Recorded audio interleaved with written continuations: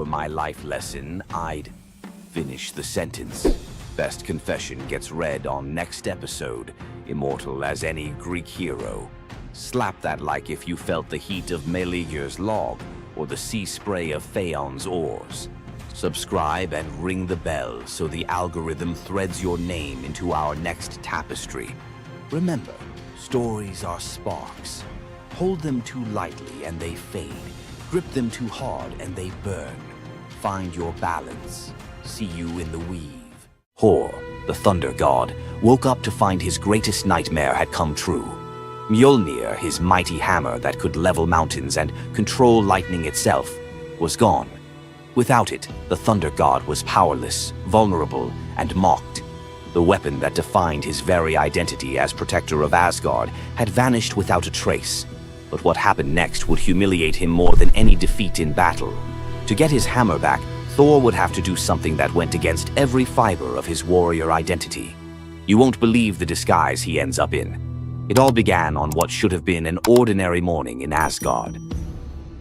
Picture Thor reaching for the leather grip that had been at his side for countless centuries, his fingers closing around nothing but empty air. The spot where Mjolnir should rest felt cold and wrong, like a missing tooth that your tongue keeps finding. Thor's morning routine, as predictable as sunrise over Asgard's golden halls, shattered in that single moment of realization.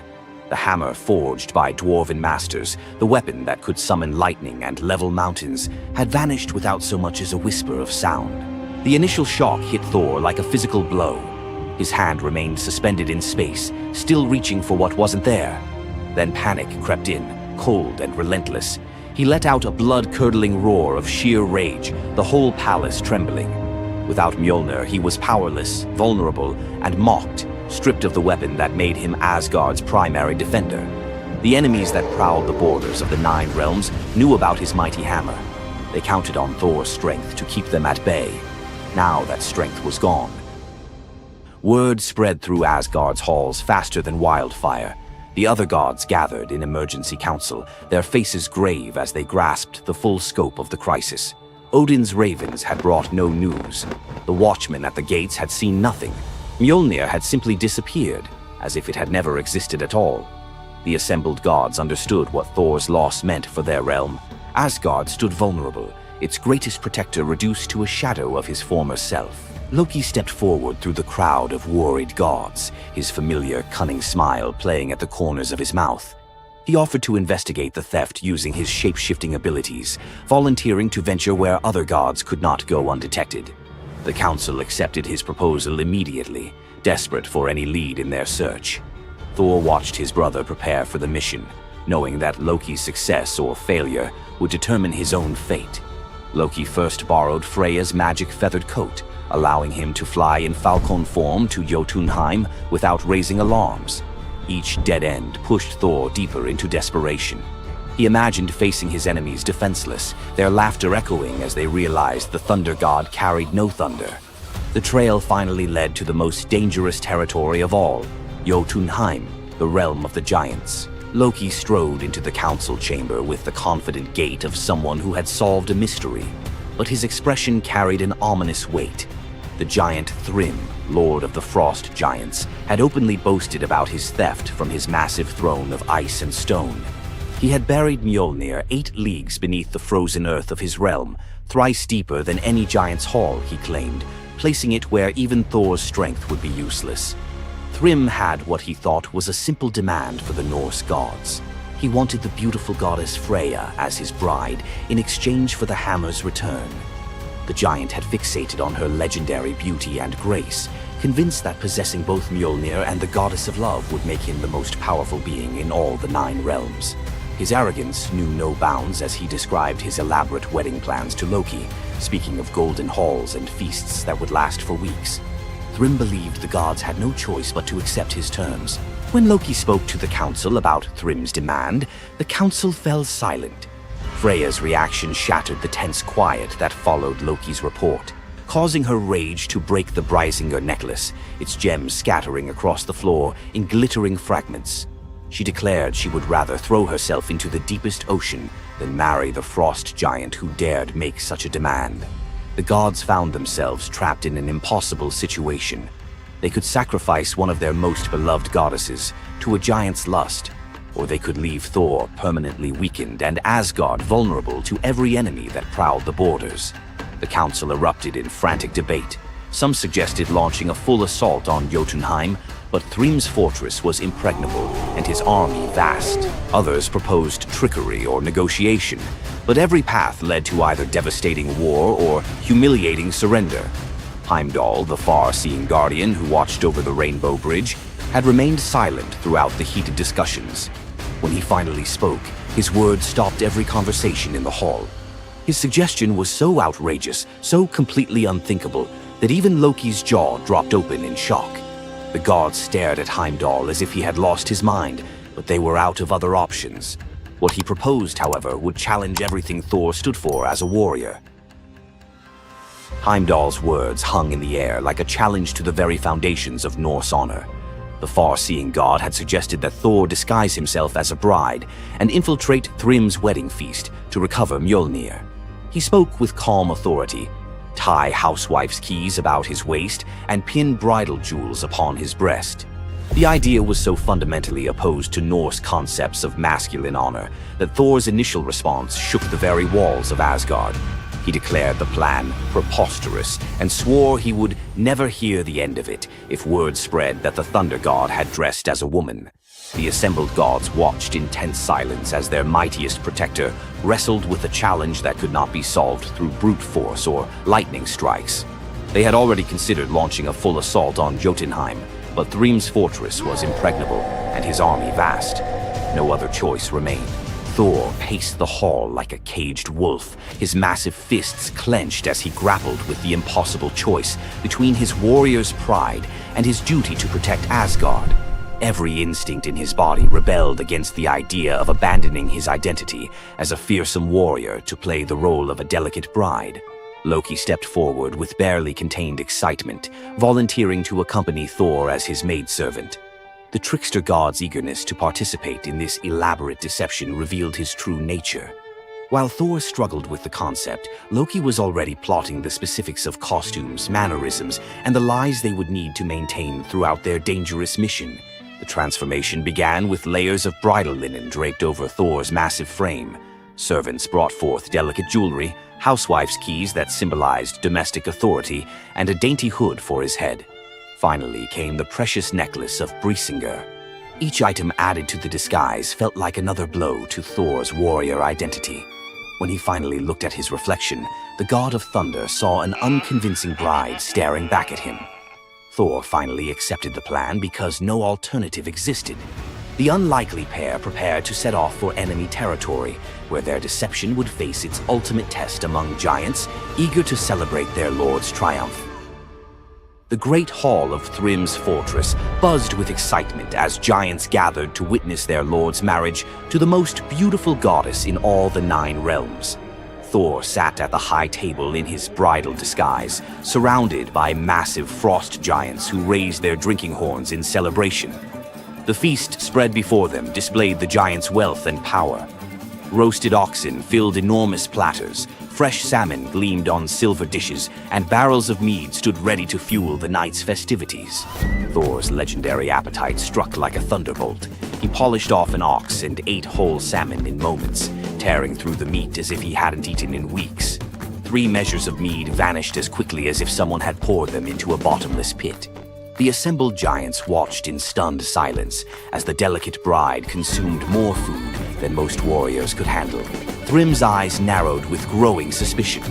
This goddess ate like a battle-hardened warrior, returning from a long campaign, not like the refined Freya he expected to marry.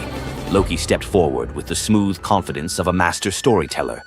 He spun a tale about Freya's 8-day fast in eager anticipation of reaching Jotunheim and marrying the mighty Thrym. The explanation painted a picture of a lovesick goddess, so excited about her wedding that she had refused all food during her journey. The giants nodded in understanding, their suspicions melting away as they accepted this romantic explanation. Thrym felt honored by such devotion and relaxed completely, his doubts vanishing.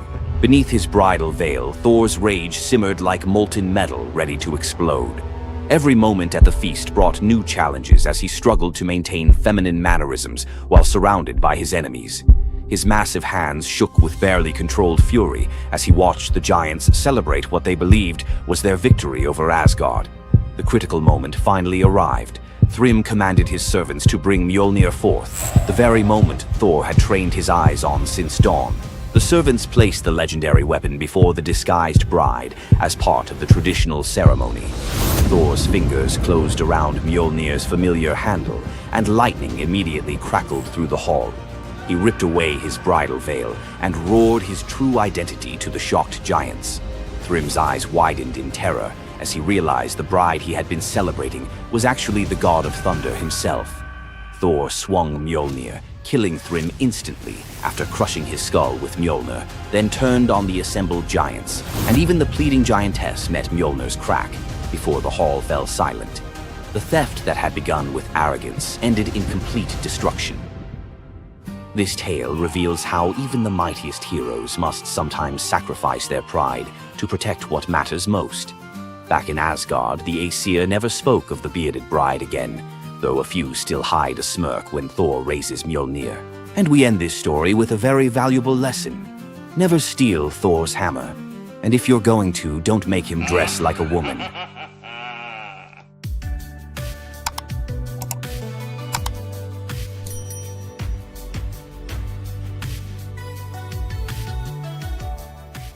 Ever wondered what it would be like to walk through the ancient world and encounter mythical creatures from Greek mythology? Get ready to meet the beasts that shaped legends. In Greek mythology, creatures were more than just beasts. They were symbols of the forces of nature, God's will, and humanity's struggle with the unknown. From the terrifying Minotaur lurking in the labyrinth to the mesmerizing sirens luring sailors to their doom, these creatures were as captivating as they were dangerous. The mighty Hydra, with its multiple heads that regrew each time they were cut off, was a symbol of unstoppable power. The Cerberus, the three-headed dog guarding the gates of the underworld, represented the barrier between life and death. But not all mythical creatures were monsters. The graceful Pegasus, a winged horse born from the blood of Medusa, symbolizes freedom and the pursuit of the heavens.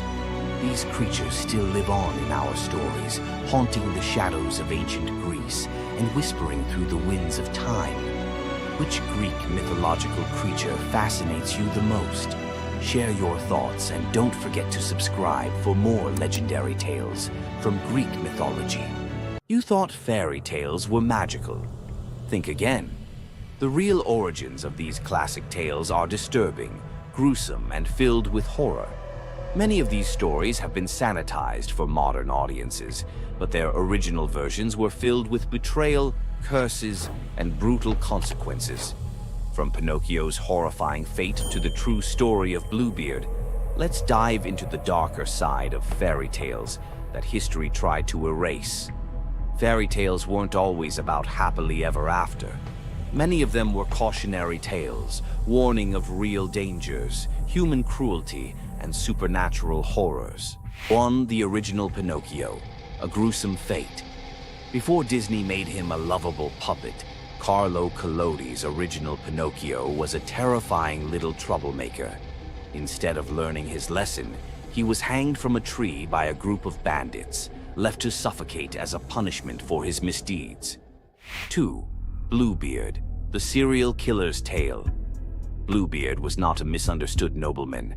He was a full-blown serial killer. In Charles Perrault's version, Bluebeard marries multiple women and forbids them from entering one locked room. When his latest wife disobeys, she discovers the corpses of his past wives hanging from hooks. He nearly kills her too, but she's saved at the last second by her brothers. Some believe this gruesome tale was inspired by real-life figures like Gilles de Rais, a nobleman convicted of horrific crimes. 3. The Pied Piper, a tale of mass disappearance.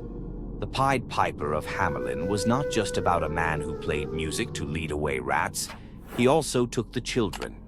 In some versions, the town refuses to pay him for his services, so he takes revenge by luring all of their children into a cave, where they are never seen again.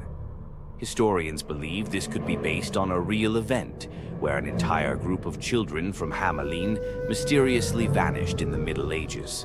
4. Rumpelstiltskin, a vengeful trickster. In the original versions of Rumpelstiltskin, when the young queen guesses his name, he doesn't just leave. He flies into a rage so intense that he tears himself in half. In some versions, he stomps on the ground in fury, falling into a pit and disappearing forever. His obsession with taking the queen's child has led some to believe he wasn't just a trickster, but something far darker. 5. The Robber Bridegroom, a wedding night nightmare. This lesser-known grim tale tells the story of a young woman forced to marry a wealthy man. Suspicious of her husband-to-be, she follows him to his home, only to discover that he and his band of robbers murder and eat women. She watches in horror as they butcher a young girl, cutting her into pieces. Luckily, she escapes and exposes them, leading to their execution. 6. The Juniper Tree, a tale of cannibalism and revenge. One of the most horrifying grim fairy tales, The Juniper Tree tells of a stepmother who decapitates her stepson, cooks his body, and feeds it to his unsuspecting father. The boy's sister buries his bones under a juniper tree, and from the tree the boy returns as a vengeful spirit, transforming into a bird and dropping a millstone on his stepmother, crushing her to death. 7. The Girl Without Hands, a story of betrayal and survival. In this disturbing fairy tale, a poor man accidentally sells his daughter to the devil in exchange for wealth.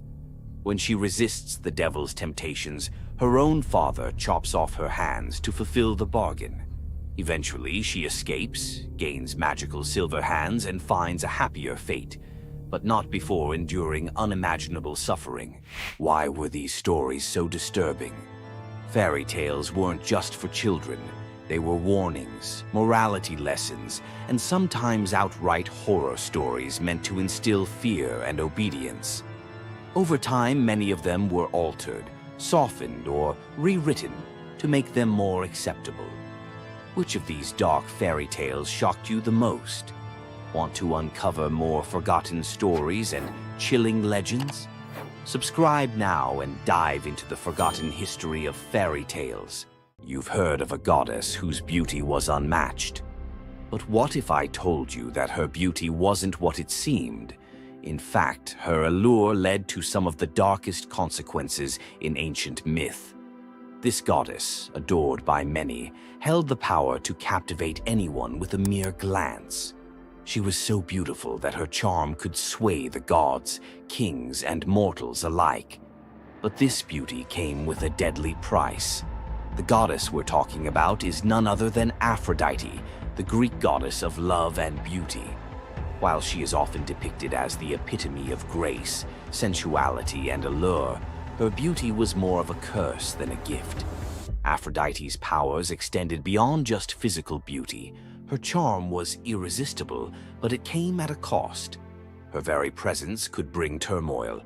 Many heroes and kings fell victim to their obsession with her. Take Paris, for instance. His decision to choose Aphrodite as the fairest of the goddesses set in motion the events that led to the Trojan War. His desire for her beauty caused the death of thousands and the fall of Troy. But Aphrodite's beauty didn't just destroy men, it could break gods too. The tale of her and Ares, the god of war, exemplifies this.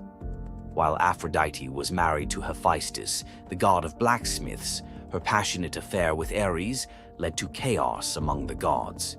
Her beauty wasn't just about attraction, it caused jealousy, betrayal, and ultimately destruction. Despite her dazzling appearance, Aphrodite was also a figure of deceit and destruction, proving that beauty, when it holds such power, can be dangerous. It's no wonder the ancient Greeks warned that appearances can be deceiving. Aphrodite's beauty may have dazzled the world, but her story teaches us that sometimes what's on the surface can mask a much darker reality. So, was Aphrodite's beauty a blessing or a curse? The myths suggest that beauty, when wielded by the gods, is never what it seems. If you want to uncover more hidden truths about gods and goddesses from the ancient world, hit that subscribe button. There's so much more to explore in these captivating heroes, monsters, tragedies. You know the drill. Tonight we flip the script. Some little-known tales where wit, nerve, or kindness earn outright miracles. Glass number 1 holds a bronze serpent coiled around a sprig of green, and a boy who literally came back sweeter than honey. Knossos in Midsummer smells of rosemary, sea salt, and beeswax. While the court argued harvest taxes, young Glaucus chased a bright blue lizard past the kitchens, through a corridor stacked with amphorae of fermenting honey, and, because small boys fit where gods do not, straight down a ladder into the palace cellars. Down there, the air was syrup thick. Glaucus peered into a half-open jar, hoping to see the lizard's tail. One wobble, a slip, a splash. The honey swallowed his cry, sealed itself like amber, and the cellar went still except for the slow fizz of wild yeast. When the nurse discovered an empty playroom, Minos promised royal exiles, or worse, to anyone who failed to find his heir. Search parties raked the island. An oracle finally muttered, "He is where sweetness turns to gold, and the color-changing calf is the compass." Everyone stared blankly, except one messenger who remembered a traveling seer rumored to solve riddles the way bards solve rhyme schemes. Polyidus arrived soaked in salt spray and sarcasm. Minos thrust him in front of the palace's miracle calf, white at dawn, tawny by noon, black at dusk. The king demanded an explanation, and his son before sundown. The seer stroked his beard, watched the calf cycle its living palette, and smiled. "The answer is not the hide, but the eyes," he mused. At dawn, the calf watched the white sun. At noon, bronze. At dusk, onyx night. It mirrored what it beheld. So must the prince. "He is hidden where color vanishes," Polyidus concluded, and descended alone into the wine-dark storerooms. Lantern raised, he located the honey amphora, whose surface held no reflections, only silence. He cracked the seal, found Glaucus suspended in golden stillness, lips blue, limbs floating like reeds in amber. When guards hauled boy and jar to the throne room, Minos's relief curdled into fury. "Resurrect him," he ordered, "or you will keep him company." The seer and the honey coffin were locked inside a stone vault. The bar grinded shut. Torches flickered out. The only light came from honey's inner glow. Polyidus knelt, mind racing through every charm he knew. None could reverse 2 hours without breath. A soft hiss cut the darkness. A serpent, scales gold as harvest wheat, slipped under the door. Polyidus, fearing venom, crushed it with a wine jug. Silence returned, briefly. A second serpent slid beside its fallen mate, circled the bottom, vanished into a crack, and re-emerged, clutching a sprig of leaves that glimmered in emerald fire. Pressed the herb to the dead serpent's mouth. In a shiver of sinew, the creature revived. The pair slithered away, leaving the leaf behind like a lesson. Polyidus's pulse hammered. He ground the glowing plant between stone shards, smeared the paste across Glaucus's cold lips, and half praying to gods who seldom pick up, waited. A heartbeat. 2. Then the boy coughed, honey and air and the shriek of returning life. He sat up wide-eyed, asking if lunch was ready. The vault erupted in shouts. Guards dragged them to Minos, whose relief eclipsed his threats. "Teach the child your art," the king commanded, "and you may leave Crete with both eyes intact." For 30 days, Polyidus tutored Glaucus, reading omens in bird flight, divining storms by the smell of stone, decoding dreams as if they were parchment. Each lesson the seer delivered with growing dread. Minos could weaponize prophecy. On the final morning, he presented Glaucus with a cup of wine to seal memory. The boy drank. Polyidus leaned close, whispered a single word, and the wine turned bitter. Glaucus spat it back onto Polyidus's lips. That was the spell. Every technique, every cosmic shortcut drained from the boy's mind like sand through a broken hourglass. He would live healthy, happy, but ordinary. The gift stayed locked in Polyidus's own skull. The seer departed at sunset, pockets empty except for a few stray violet leaves, the serpent herb. Some say he planted them across the Aegean. Others insist he fed them to bees, breeding honey that glows faintly green when moonlight is thin. In mountain apiaries of rural Greece, beekeepers still search for Glaucus honey, said to cure a stopped heart if administered within 3 breaths. And every cellar apprentice learns, keep lids tight, keep ladders chained, and keep an eye out for serpents. Sometimes they carry medicines gods never meant us to find.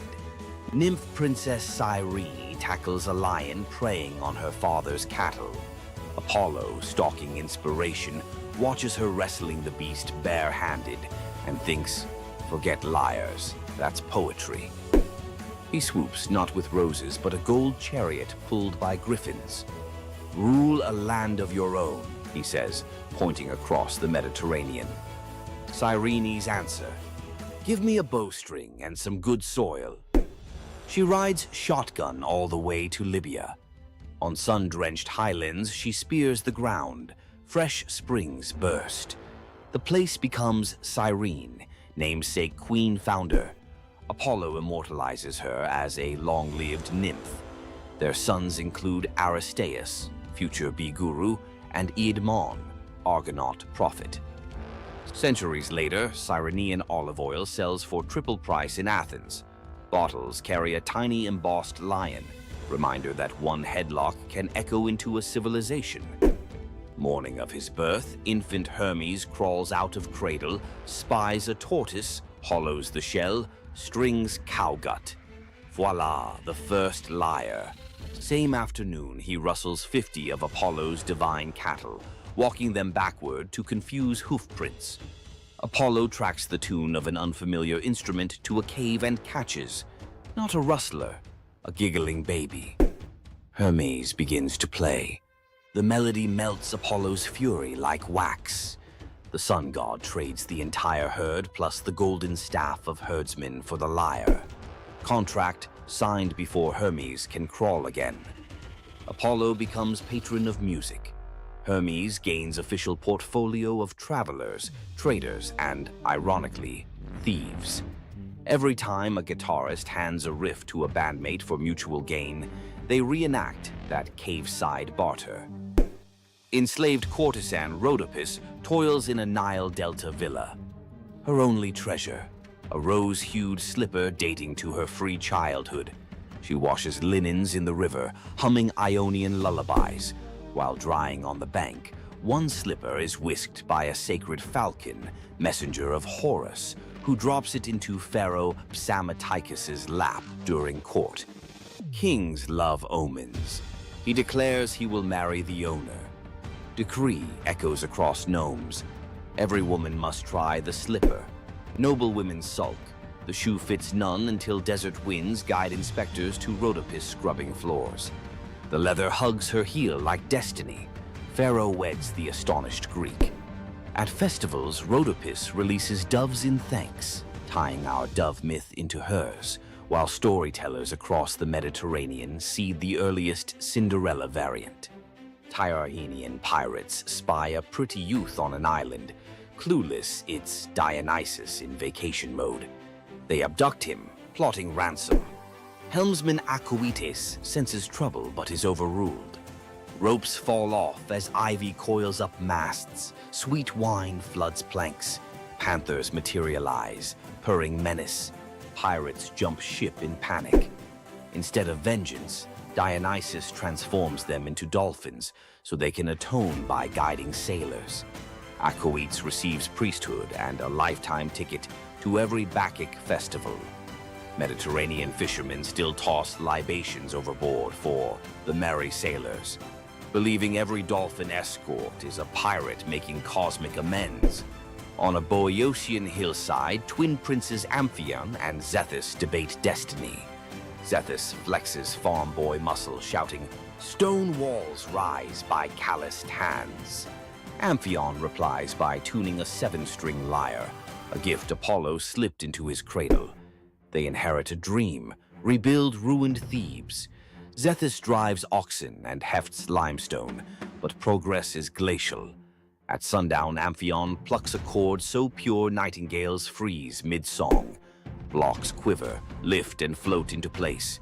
Each note a crane, each chord a pulley. Workers drop their levers and just watch. The wall grows faster than dawn's shadow.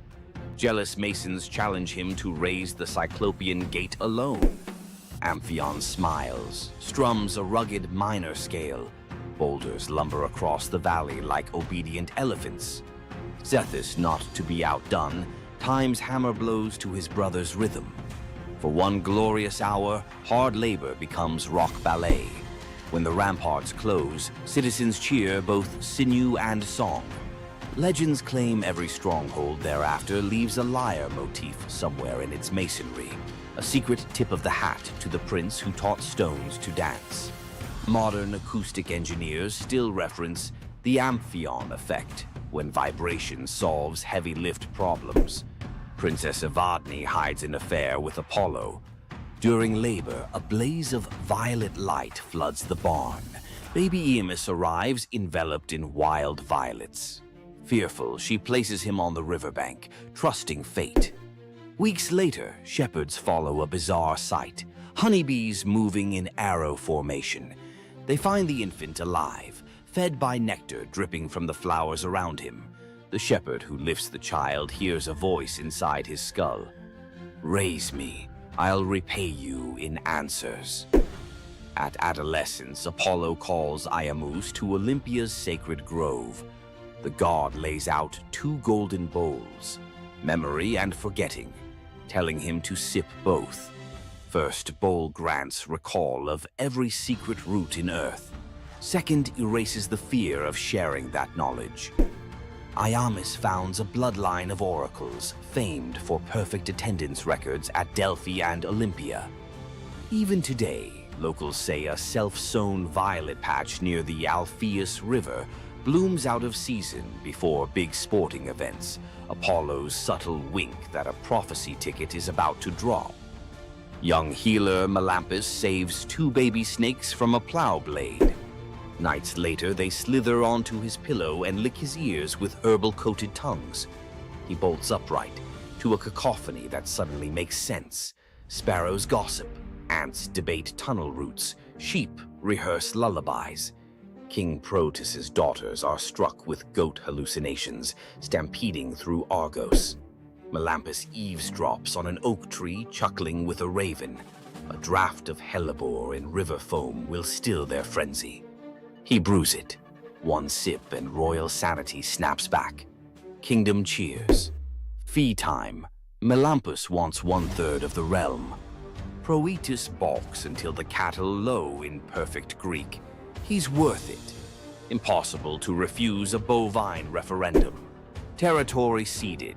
For generations, Argive herders prop a wooden ear in new barns, a reminder that real leadership might start with understanding what even a beetle has to say. Priest King Aeneas hosts Dionysus and Apollo at a midsummer feast.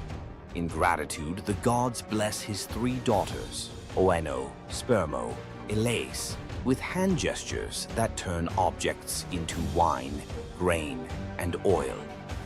Years later, the Achaean armada, en route to Troy anchors at Delos, supplies dangerously low. Aeneas offers help.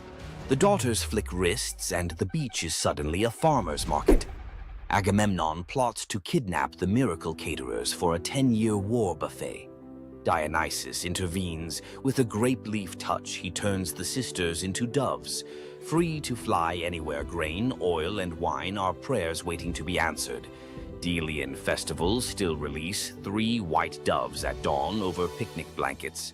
Fishermen swear the birds guide them to shoals fat with fish. Proof generosity multiplies even after airborne retirement.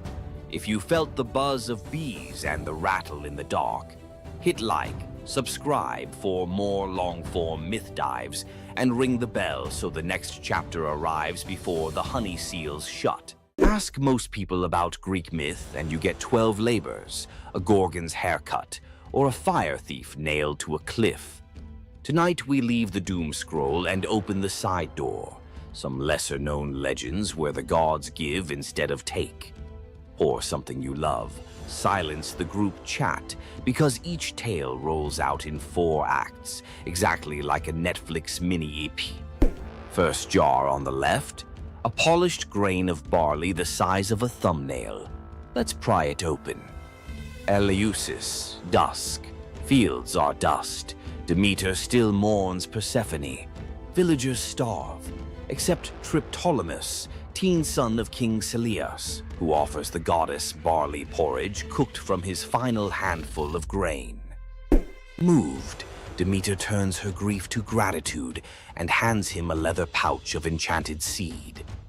Demeter's next gift is wilder, a bronze chariot yoked to 2 serpents the size of river dolphins. They hiss, but obey her touch. Fly, she tells Triptolemus, and sow the earth.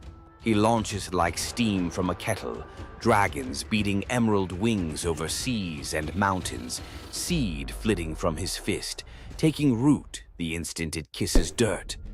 Triptolemus lands in Scythia, demonstrates plowing, and shares bread hotter than sunrise.